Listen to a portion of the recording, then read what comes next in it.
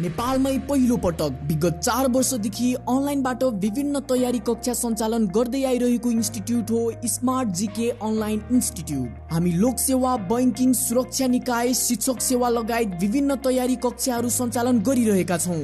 हाम्रा सेवाहरू पाठ्यक्रममा आधारित विभिन्न अनुभवी तथा दक्ष प्रशिक्षकद्वारा कक्षा सञ्चालन गरिने, हरेक दिन अनलाइनबाट परीक्षा सञ्चालन गराइने, हरेक दिन बिहान र बेलुका कक्षा लाइभ सञ्चालन हुने र रेकर्डेड भिडियोबाट पनि प्र्याक्टिस गर्न सकिने, प्र्याक्टिस ओरिएन्टेड कक्षा सञ्चालन हुने साथै पीडीएफ नोट उपलब्ध गराइने, प्रिन्टेड मेटेरियल्सहरू पनि प्रदान गरिने, नेपाली र अंग्रेजी भाषा दुवैमा नोटको पनि व्यवस्था, फेसबुक पेज र आइडीबाट निरन्तर तथा पूर्ण रूपमा फलोअप गरिने, गुगल क्लासरुमबाट होम असाइनमेन्ट प्रदान गरिने र कापी चेक गरिने, यस्ता धेरै सुविधाहरू छन् जसले तपाईलाई साच्चीकै आफ्नो लक्ष्यमा पुग्नमा मद्दत पुग्नेछ।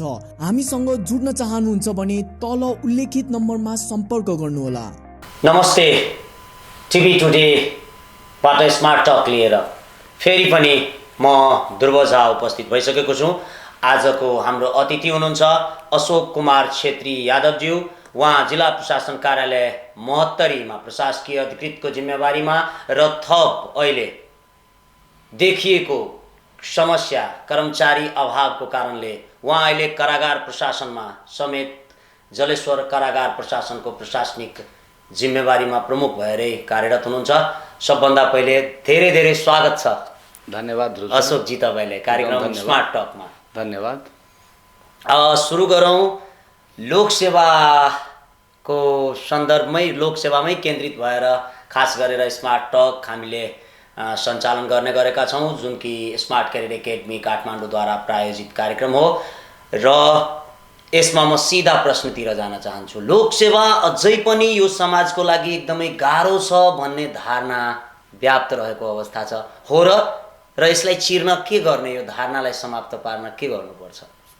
धन्यवाद ध्रुव सर। सर्वप्रथम त स्मार्ट यहाँ मैले चाहिँ हजुरले चाहिँ यहाँ मलाई बोलाउनु भएकोमा तपाईँ सम्पूर्ण परिवारलाई म धेरै धेरै धन्यवाद दिन चाहन्छु।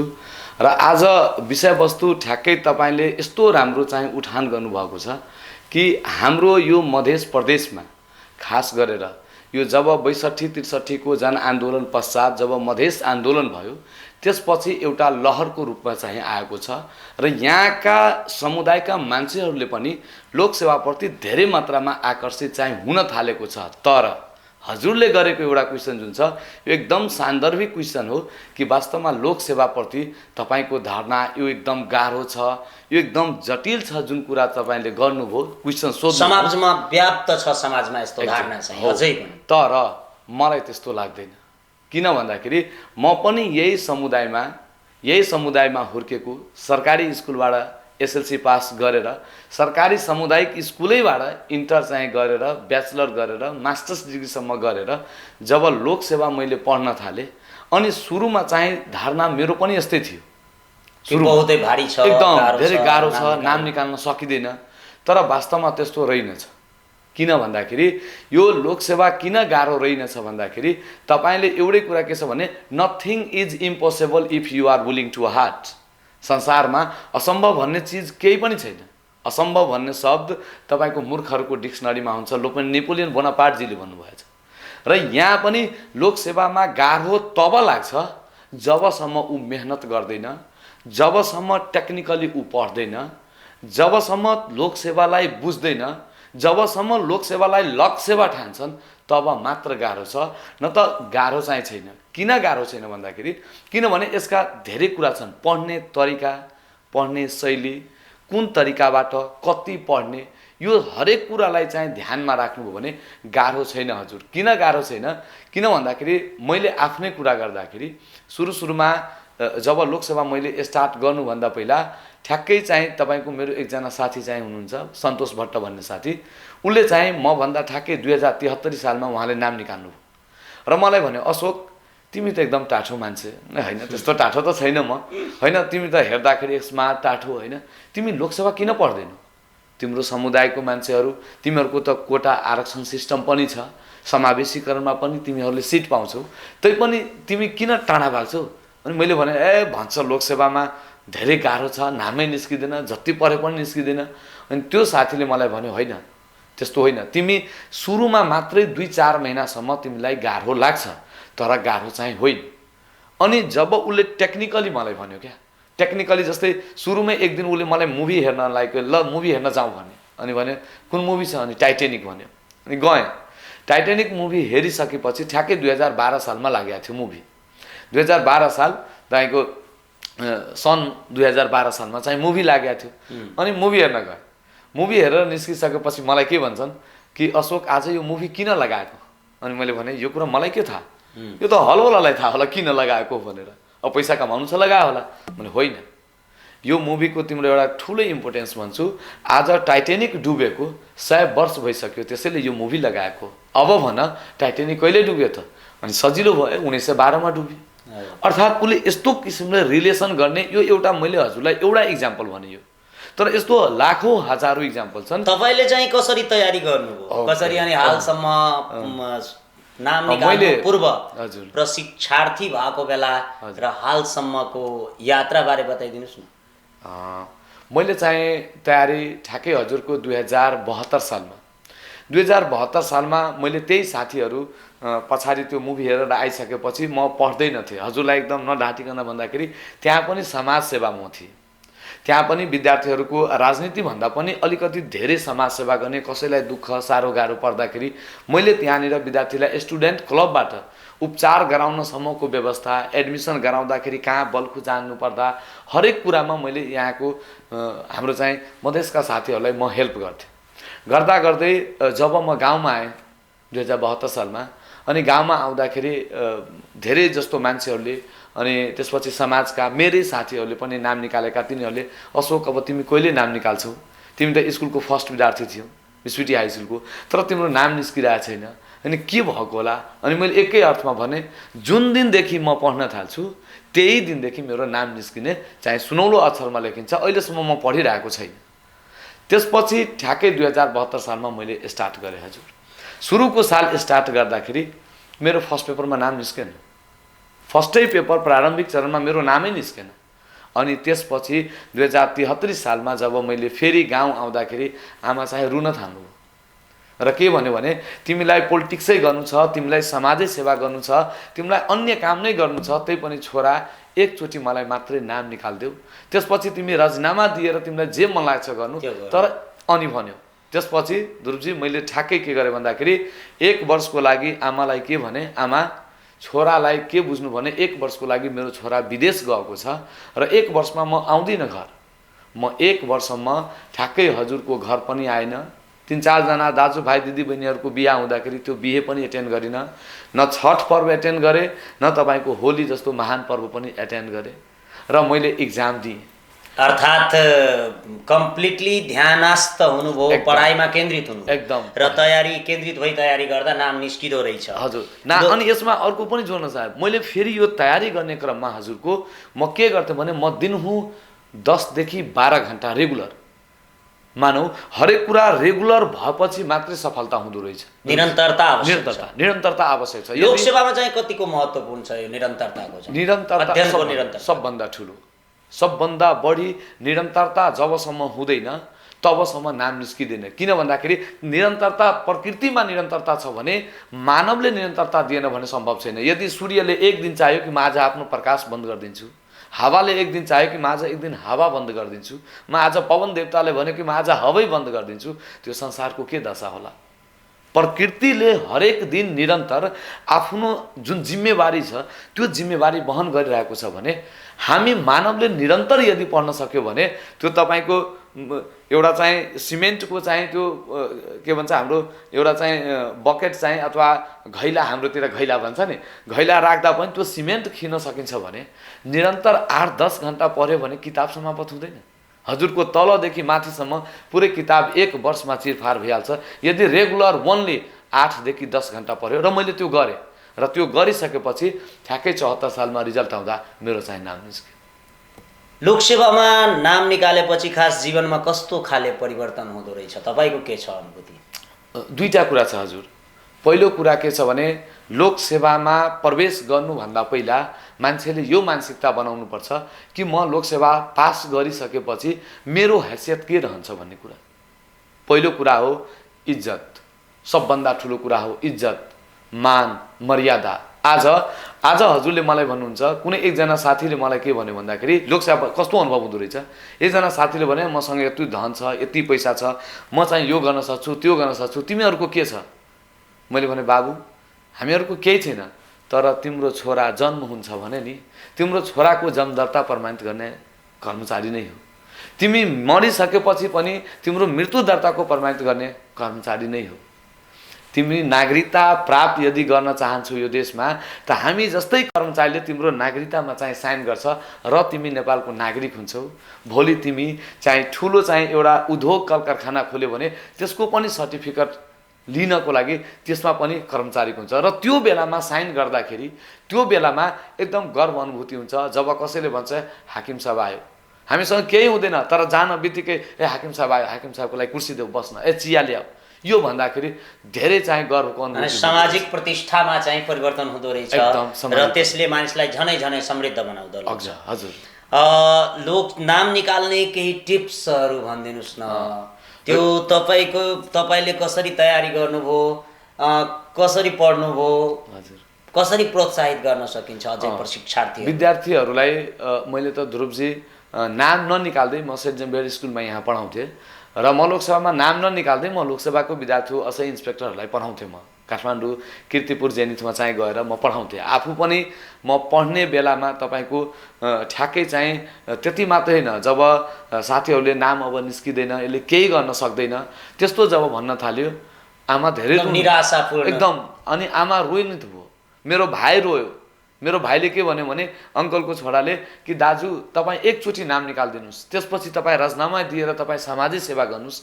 अनि त्यो भाइले मलाई एकजना कवि हुनुहुन्छ नवराज पराजुली, एकदम धेरै राम्रो कवि, उहाँको कविताको चाहिँ ठ्याक्कै तपाईँले त्यो अन्त्यतिर म 2 लाइन तपाईँले मलाई सम्झाउनु होला, त्यो म भन्छु पनि उहाँको कविताको बारेमा। उहाँले के भन्यो भने अशोक तिमी समाजसेवा यता जुन गरिरहेको छौ, उसैले भनेको थियो त्यो यादव जो याद नहोला जसलाई। धेरै पहिला सेल्फी कविताको माध्यमबाट मेरो नाम चाहिँ तपाईँको ठ्याक्कै चाहिँ कान्तिपुरमा चाहिँ छापिया थियो 2072-73 सालतिर। कान्तिपुरमा ठ्याक्कै उहाँले दाइले निकालेको कविताको नाम हो सेल्फी। म र त्यो नवराज पराजुली दाइ कवि हामीसँगै बस्थ्यौँ। एक दिन कफी खाइरहेको थियौँ क्या। अनि कफी खाइरहँदाखेरि ठ्याक्कै कोही आयो, एकजना मान्छे आयो कोही, र हामीलाई चाहिँ हेरेर अलिकति यता मधेसतिरको चाहिँ अलिकति यतातिरको भूभागलाई, यतातिरको मान्छेलाई यिनीहरूले अब त्यस्तो केही चाहिँ छैन, गर्न सक्दैन, त्यस्तो टाइपको अनुभव चाहिँ हुँदाखेरि त्यो दाजुले के भन्यो भने अशोक कुमार यादव जसलाई याद नहोला, तर ट्युमा कसैलाई साह्रो गाह्रो पर्दाखेरि उसले चाहिँ आफ्नो चाहिँ सापट मागेर अरूसँग पैसा चाहिँ पेट्रोल चाहिँ हालेर हस्पिटलसम्म पुर्याइदिने यादव, त्यो त मधेसकै हो र त्यसले यति राम्रो काम गरिरहेछ। उहाँ त्यो दाजुले सेल्फी कविता चाहिँ लेख्दाखेरि के भन्नुभएको थियो कि आकाशको त्यो सेल्फी खिच्ने क्यामेराले सबैतिरको क्यामेराबाट फोटो त खिच्यो, तर मधेसको फोटो खिच्नमा अलिकति कन्जुसियाई गरिदियो भनेर त्यस्तो किसिमको भावपूर्ण तरिकाले उहाँले कविता लेख्नुभयो। र उहाँले मलाई प्रोत्साहन के गर्नुभयो, अशोक तिमी जुन समाजसेवा यहाँ गर्छौ, तिमी यदि कर्मचारी बन्यौ, भोलि जिल्ला प्रशासनमा तिमी गयो भने हरेक दिन हजारौँ मान्छेलाई तिमी सेवा दिन सक्छौ। तिमी गाउँपालिकामा गयो भने, म गाउँपालिकाको हाकिम भएर पनि आएको हो, तिमी गाउँपालिकामा प्रमुख प्रशासकीय अधिकृत गयो भने त्यो गाउँको विकास तिमी गर्न सक्छौ। त त्योभन्दा ठुलो प्लेटफर्म समाजसेवाको लागि तिम्रो लागि कुनै छँदै छैन। त्यसैले तिमी यो प्रति आकर्षित हो। नेपालमै पहिलो पटक विगत 4 वर्षदेखि अनलाइनबाट विभिन्न तयारी कक्षा सञ्चालन गर्दै आइरहेको इन्स्टिट्युट हो स्मार्ट जीके अनलाइन इन्स्टिट्युट। हामी लोकसेवा, बैंकिङ, सुरक्षा निकाय, शिक्षक सेवा लगायत विभिन्न तयारी कक्षाहरू सञ्चालन गरिरहेका छौँ।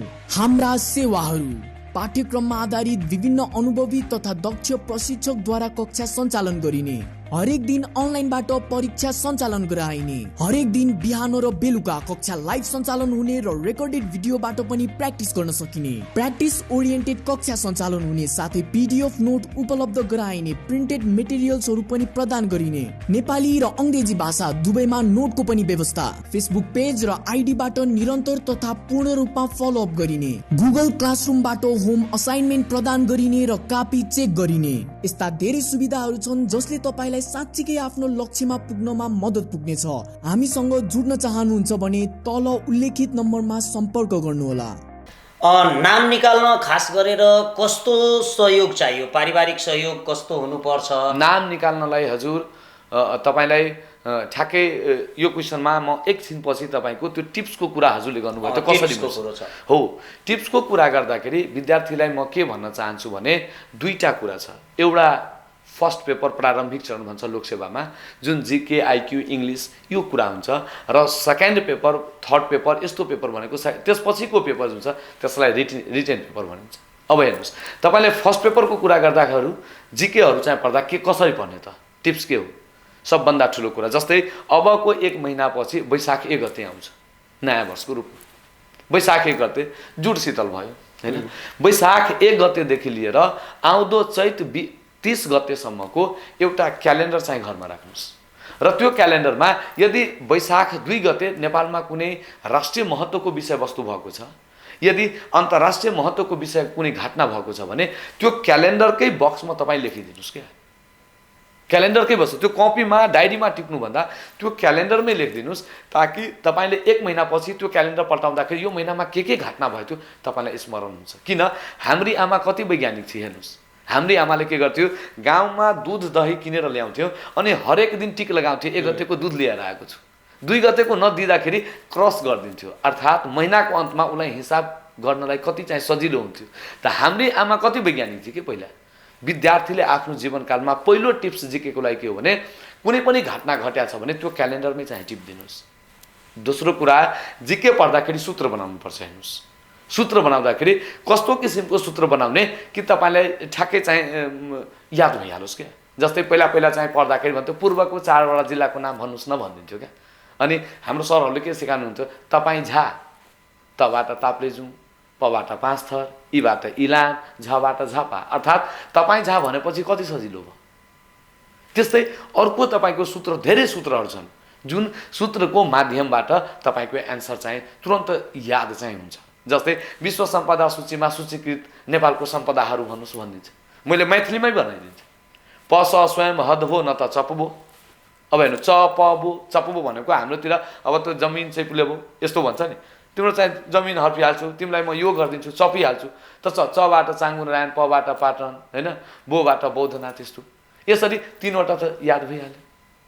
प स स्वयं पशुपतिनाथ, स्वयम्भू हनुमान ढोका हदभो, हबाट हनुमान ढोका दरबार, भोबाट भक्तभो। यस तपाईँको के छ भन्दाखेरि ठ्याक्कै सूत्रमा आबद्ध भएर तपाईँले बनाउनु भने तपाईँलाई एकदम सजिलो हुन्छ। जस्तै विभिन्न युगमा नेपाललाई के नाम भन्थ्यो हैन। अब विभिन्न युगमा चाहिँ तपाईँलाई के भन्छ, सतमुने सत्ययुग, सबाट सतयुग, तबाट तपोवन, मुबाट मुक्ति सोपान, नेबाट नेपाल, सतमुने। त यसरी हरेक कुरामा फर्मुला बनाएर चाहिँ विद्यार्थीलाई म सजेस्ट गर्छु। सबैमा हुँदैन, तर धेरै यस्ता कुरा छन् कि फर्मुला बनाएर तपाईँले यदि विद्यार्थीले चाहिँ पढ्यो भने म 100% भन्छु कि थोरै दिनमा धेरै उपलब्धि हुन्छ। थोरै दिनमा, किन भन्दाखेरि अर्को चाहिँ टिप्सको कुरा गर्दाखेरि मैले तपाईँलाई ठ्याक्कै के भन्छु भन्दाखेरि यो फर्स्टै पेपरको कुरा गर्दैछु, अहिले जिकेको कुरा गर्दैछु। अर्को सबभन्दा ठुलो टेक्निक हो भने डेट, तिथिमिति जुन भन्नुहुन्छ नि ध्रुवजी, जस्तै तिथिमिति भन्नुभयो, आज ठ्याक्कै एउटा चाहिँ डेट रहेछ, आज मानौ 15 गते होला सायद, आज 15 गते हो, आज 15 गते हो। 15 गतेमा कुनै घटना एकदम इम्पोर्टेन्ट घटना कुनै घटिहाल्यो भने यो 15 गतेलाई डेटमा त क्यालेन्डरमा टिप्नु नै, त्यसको ठ्याक्कै 1 हप्तापछि अर्को कुनै घटना भयो भने 15 गतेपछि 1 हप्तापछि ठ्याक्कै अर्को घटना भने सम्झिन सजिलो हुन्छ। जस्तै मैले एउटा इक्जाम्पल तपाईँलाई भन्छु, हेर्नुहोस् 1968 को कुरा गऱ्यो विक्रम सम्वतमा, त यो डेट हेर्नुहोस्, 1968 लाई आधार बनाउने एउटा डेट। 1968 मा के भयो त, नेपालमा धेरै परिवर्तन भएको छ। 1968 विद्युतको उत्पादन भयो, फर्पिङ जलविद्युत आयोजना विद्युतको उत्पादन भयो 1968 मा, चल्न संस्थाले गरेको। 1968 मै तपाईको के भयो भने जनगणनाको सुरुवात भयो। हेर्नुहोस् 1968 हो जनगणनाको सुरुवात भयो। 1968 मै आमाले खारेजी प्रथाको उन्मूलन भयो। हेर्नुहोस् 3टा कुरा आइहाल्यो। यदि 1 वर्षपछि के भएछ रिलेसन गर्ने, 1968 मलाई याद भयो यस्तो छ, 1 वर्षपछि के भयो त, गोर्खा भाषा प्रकाशनी समितिको स्थापना भयो 1969 मा। हेर्नुहोस् एउटा डेटलाई लिएर अर्को डेटलाई हिट गर्न कति सजिलो भयो, जोड्न सकिन्छ र यसरी चाहिँ याद गर्न सकिन्छ, रिलेसन गर्न सकिन्छ। ठ्याक्कै तपाईको यी कुरा चाहिँ टिप्सको रूपमा चाहिँ रिलेसन चाहिँ गर्ने। जस्तै टाइटेनिक मैले हेरेँ 100 वर्षपछि डुबेको थियो, त्यो रिलेसन गर्दै। जस्तै 1727 रानी पोखरीको निर्माण भएछ, हेर्नुहोस् प्रतापमलले रानी पोखरीको निर्माण गर्यो। 1727 हेर्नुहोस् कस्तो छ भने 1727 सिद्धि नरसिंह मल्ल भन्ने मान्छेको मृत्यु भयो। त हामीले रिलेसन के गर्ने? त्यही पोखरीमा गएर हाम फालिहाल्यो भने एउटा रिलेसन त गर्न सक्यो नि। एउटा एक पन्थ दुई काज भन्छ यसलाई के, एउटै डेटमा दुईटा तिनटा कुराहरू चाहिँ भ्याइहाल्ने। जस्तै जुन 21 को कुरा गर्दाखेरि सबभन्दा लामो दिन हो जुन 21, त सबभन्दा लामो दिन भएकै हुनाले रिलेसन के गर्ने हो भने विश्व योग दिवस पनि जुन 21 मै मनाइन्छ। हेर्नुहोस् यो डेट त एउटै हो तर दुई तीनवटा एन्सर त आइरहेछन्। त यसरी रिलेसन गरेर टेक्निकली पढ्दै गयो भने सबै थोक बिस्तारै चाहिँ बुझ्न सजिलो हुँदै जानेछ। निश्चित रूपमा तपाईँ आफूलाई आगामी दिनमा भविष्यमा कहाँ देख्नुहुन्छ?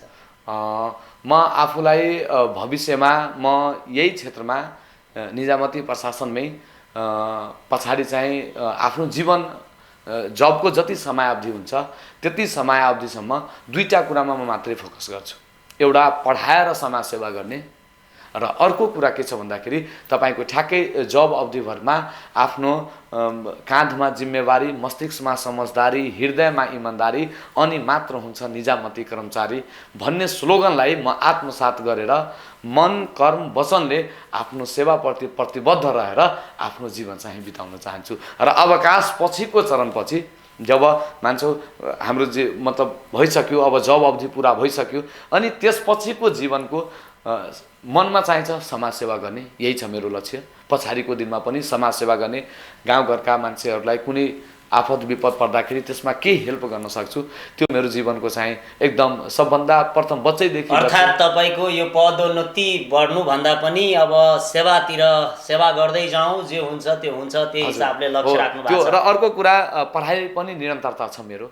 अब उपसचिव सहसचिव यस्तो इक्जामहरू हुँदाखेरि त्यसमा चाहिँ इक्जाम दिने, नाम निकाल्न यदि सफल भयो भने त्यसमा पनि इक्जाम चाहिँ निरन्तर पढाउने पनि, पढ्ने पनि, पढाउने पनि, सेवा गर्ने पनि, सेवा दिने पनि। निश्चित रूपमा अहिले एउटा कुरो एकातिर एकदमै अभाव छ कर्मचारीको, खास गरेर मध्य प्रदेशमा। तपाईँ नै उदाहरण हुनुहुन्छ अहिले कि कारागार जिल्ला प्रशासन कार्यालयको प्रशासकीय अधिकृत हुँदाहुँदै कारागार प्रशासनको प्रमुख भएर काम गर्नुपर्ने बाध्यता छ। यस्तोमा सरकारलाई चाहिँ के सल्लाह दिन चाहनुहुन्छ? कर्मचारीको अभाव वास्तवमा हरेक अफिसमा चाहिँ कर्मचारीको अभाव छ। सबै ठाउँमा पदपूर्ति गर्न सकेको अवस्था चाहिँ छैन। मैले जिल्ला प्रशासन कार्यालयमै रहँदै गर्दाखेरि ठ्याक्कै 17-18 दिन मैले काम गरेका थिएँ। राम्रैसँग म चाहिँ सेटिस्फाइड छु, राम्रैसँग काम गरिरहेको थिएँ। अफिस 5 बजेसम्म हुन्छ, त्यही पनि सेवाग्राहीलाई जस्तै राष्ट्रिय परिचय पत्रको कुरा गर्दा धेरै लाइनमा लागेको हुन्छ। साथीहरू मानौ 5 बजिसक्यो तर 15 जना लाइनमा छ, छोडेर जाने कुरा हुँदैन। त्यो 15 जनाको लागि भए पनि 1 घण्टा बसेर 6 बजेसम्म 7 बजेसम्म 6:30 सम्म रेगुलर चाहिँ बसेर काम गर्दाखेरि कामको चाहिँ मूल्याङ्कन हुँदो रहेछ ध्रुवजी। काम चाहिँ गर्दाखेरि अब त्यहाँ कारागारमा ठ्याक्कै चाहिँ हाकिमको चाहिँ अभाव थियो अनि चाहिँ अब के भयो मलाई पनि थाहा भएन। अनि त्यसपछि गृह मन्त्रालयबाट जिम्मेवारी आयो, मलाई गृह मन्त्रालयबाट चिठी आएको छ कि अशोक कुमार छेत्रीलाई थप कारागार हेर्ने गरी पनि जिम्मेवारी दिएको छ। अब राज्यले यदि जिम्मेवारी दिएको छ भने त्यो राज्यले दिएको जिम्मेवारी वहन गर्नु हाम्रो कर्तव्य हो। ऐन नियम कानुनको पालना गर्नु हाम्रो कर्तव्य हो। जतिसम्म सम्भव हुन्छ सरकारलाई सुझाव के दिन्छ? अनि सुझावलाई सुझाव दिने कुरामा म के भन्छु भन्दाखेरि छिटोभन्दा छिटो है, छिटोभन्दा छिटो कर्मचारीहरूको चाहिँ पद स्थापना चाहिँ गर्नुपर्ने छ। यसको लागि जस्तै लोकसेवा आयोगमा अहिलेसम्म हालसम्म इक्जामहरू चाहिँ सर्दै गएको, अनि इक्जामहरू तपाईँको के भएको छ भन्दाखेरि हालसम्म 1-2 वर्ष एकदम पुरै कोरोनाको कारणले पनि गर्दाखेरि इक्जामहरू सर्दै गएको र पदपूर्ति चाँडोभन्दा चाँडो चाहिँ यदि भने कर्मचारी अभाव 2-4 वर्षमा चाहिँ सकेसम्म चाहिँ पदपूर्ति गर्न सकिन्छ। अन्त्यमा अब कार्यक्रमको करिब स्मार्ट टकको अन्त्यमा आइपुगेको छौँ हामीहरू। अन्त्यमा प्रशिक्षार्थीहरूलाई के सल्लाह? मैले एउटा कुरा के भन्छु, हाम्रो यतातिरको विद्यार्थी मात्रै होइन कि म त सुर्खेत पनि पढाउन चाहिँ जाँदाखेरि, पोखरा पनि जाँदाखेरि, दाङ पनि जाँदाखेरि म हरेक ठाउँको विद्यार्थीलाई के भन्छु भने कुनै पनि हाम्रो तपाईँलाई भन्छु हाम्रोतिरको विद्यार्थी तपाईँ हाम्रो भाषामा के भन्छ भने लेख्ने पेपर कमजोर छ भनिदिन्छु के, रिटेन कमजोर छ हाम्रो। तर होइन, म यो कुरालाई मान्दिनँ। यदि रिटेन कमजोर भएको भए इनरदेव यादव जुन अहिले तपाईँको सिडिओ हुनुहुन्छ उहाँ होइन, इनरदेव यादव, उहाँ त नेपालै टप गरेको विद्यार्थी हो त, ऊ पनि त यतैको विद्यार्थी थियो नि त। अहिले चाहिँ तपाईँको मेडिकलतिर हेर्नुहुन्छ भने यतैको विद्यार्थीले टप गरे हो त। तपाईँ इन्डियाको कुरा गर्दाखेरि बिहारको सबभन्दा बढी आइपिएसमा चाहिँ टप गरेको मान्छेहरू छन् त। हाम्रो तराईतिरको मान्छे पनि म्याथ साइन्समा एकदम अब्बल हुन्छन्। अनि व्याकरण हामी त के गर्छौँ भन्दा नेपाली एकदम कन्सन्स भएर पढ्छौँ। हाम्रो एउटै केटा के छ भन्दाखेरि हामी लेख्न अल्छी गर्छौँ क्या। भनिन्छ reading makes a man but writing an exact man. लोकसेवामा पढाइले मानिस भन्छ यो पढ्नमा खुब बोल्छ भनेर, तर लेखाइ यो नै रामबहादुर हो, यो नै अशोक हो, यो नै ध्रुवजी हो भन्ने कुरा लेखाइले देखाउँछ। त्यसैले हाम्रोतिरको विद्यार्थीलाई म के भन्छु भन्दाखेरि लेख्ने पेपर रिटेन पेपरमा बढी से बढी फोकस चाहिँ गर्नुहोस्।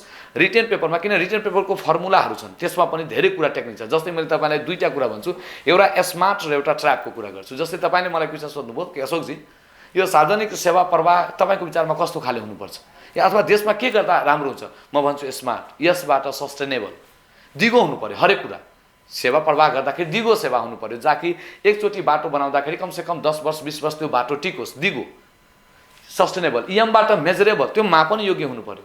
एबाट एसेसेबल, सेवा चाहिँ पहुँच योग्य हुनु पर्यो। यस्तो होइन कि तपाईँ सेवा चाहिँ दिन चाहनुहुन्छ तर सेवा तपाईँ यति टाढा पुर्याइदिनु भएको छ कि जनताको पहुँचै त्यहाँ हुँदैन, त एसेसेबल।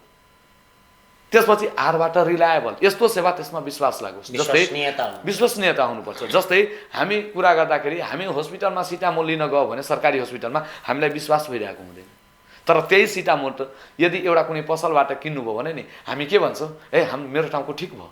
यो विश्वासको कुरा हो। आरबाट रिलायबल र सबभन्दा ठुलो कुरा हो टीबाट टाइमली।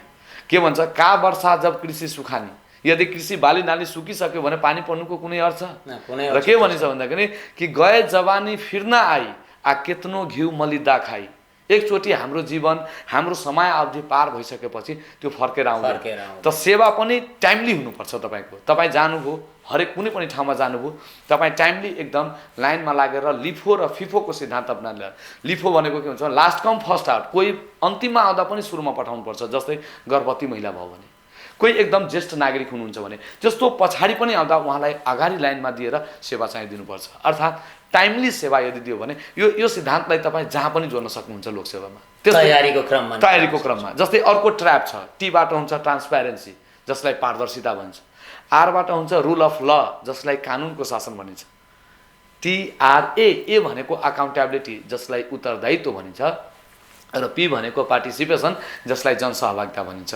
अब तपाईँ हेर्नु जहाँ जोड्नुहोस्, देश विकास हुन नसक्नुको कारण यो चारवटा तत्त्वको अभाव छ, पारदर्शिताको कमी छ, कानुनको शासनको प्रभावकारी रूपमा कार्यान्वयन भएको छैन, उत्तरदायित्व, सबैले आफ्नो काँधमा जिम्मेवारी, मस्तिष्कमा समझदारी, हृदयमा इमान्दारीको अभाव रहेको छ। र पीबाट पार्टिसिपेसन, विकासको हरेक गतिविधिमा, चाहे सामुदायिक विकास होस् चाहे सहभागिता, महिला र पुरुषको उचित सहभागिता हुनुपर्छ। र यो कुरा तपाईँ जहाँ पनि जोड्न सक्नुहुन्छ।